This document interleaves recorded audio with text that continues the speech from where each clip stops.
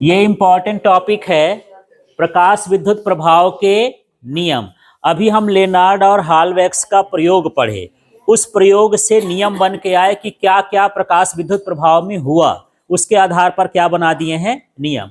यहाँ पर देखना पहला नियम, इलेक्ट्रॉन उत्सर्जन और आपतित प्रकाश के बीच कोई समय पश्चता नहीं होती। इसका मतलब ये है कि जब इलेक्ट्रॉन निकलता है और जब उसमें प्रकाश पड़ता है उसमें कोई टाइम नहीं लगता है, उसको हम बोलते हैं कोई समय पश्चता नहीं होती।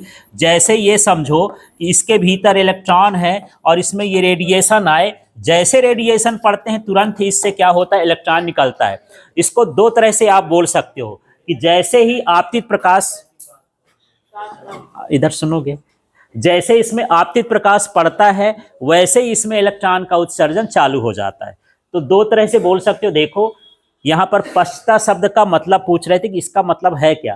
माने इलेक्ट्रॉन उत्सर्जन और आपतित प्रकाश, माने प्रकाश पड़ने और इलेक्ट्रॉन निकलने के बीच कोई समय नहीं लगता है। समय पश्चता का मतलब कोई समय उसमें नहीं लगता है, तुरंत ही होता है। ऐसा नहीं होता कि ये प्रकाश पड़ा फिर इलेक्ट्रॉन सोचता है कि रुक जाओ मैं थोड़ा सा पूछ लूँ किसी से फिर निकलूंगा। वो जैसे प्रकाश पड़ता है तुरंत ही इलेक्ट्रॉन यहाँ से निकलना चालू हो जाता है।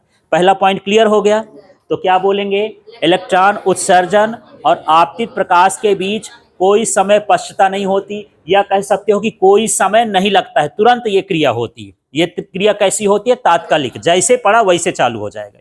ठीक है, जैसे आप ये लाइट चालू करते हो, बटन चालू किए नहीं कि ये इस लाइट फेंकने लगता है, इस तरह से यहाँ पर भी तुरंत होता है कि जैसे इसमें रेडिएशन पड़ता है वैसे इलेक्ट्रॉन इससे क्या होता है, निकलने लगता है। ठीक, दूसरा पॉइंट समझना, उत्सर्जित इलेक्ट्रॉनों की संख्या। अब यहाँ पर समझना, मान लो 10 इलेक्ट्रॉन निकल रहे हैं या 20 इलेक्ट्रॉन निकल रहे हैं, तो इलेक्ट्रॉनों की संख्या किस पर निर्भर करती है, आपतित प्रकाश की तीव्रता के अनुक्रमानुपाती है। तीव्रता आप बढ़ाओगे इलेक्ट्रॉनों की संख्या भी क्या होती जाएगी, बढ़ती जाएगी। पर यह आवृत्ति पर निर्भर नहीं करता है, आवृत्ति कितना भी बढ़ा लो इलेक्ट्रॉनों की संख्या घटेगी और बढ़ेगी नहीं।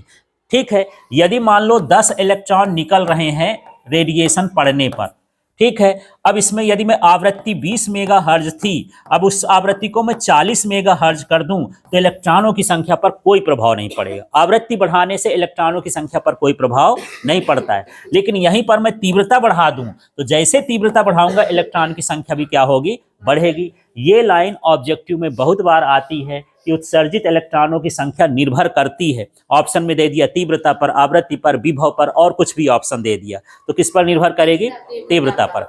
कभी कभी ऐसा खाली स्थान में आ जाता है, उत्सर्जित इलेक्ट्रॉनों की संख्या खाली स्थान पर निर्भर नहीं करती है, तो क्या हो जाएगा, आवृत्ति पर। दोनों तरह से पूछता है, किस पर निर्भर करती है और किस पर निर्भर नहीं करती है।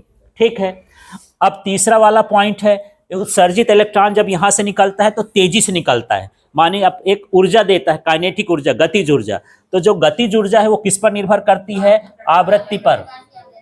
आवृत्ति पर निर्भर करेगा। आवृत्ति बढ़ाओगे तो तेज से भाग के जाएगा, आवृत्ति कम रहेगी तो धीरे धीरे भाग के जाएगा, ऐसा हो गया। तो उत्सर्जित इलेक्ट्रॉनों की गतिज ऊर्जा आपतित प्रकाश की आवृत्ति पर निर्भर करती है, माने उसके अनुक्रमानुपाती होती है, तीव्रता पर निर्भर नहीं करती है। फिर देख लेते हैं, प्रत्येक धातु के लिए आपतित प्रकाश की निश्चित आवृत्ति होती है जिसके नीचे इलेक्ट्रॉन उत्सर्जन नहीं होता। इसको समझते हैं।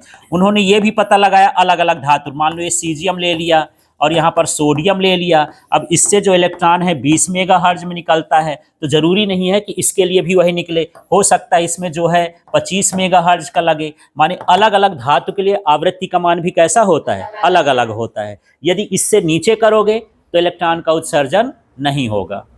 ठीक है।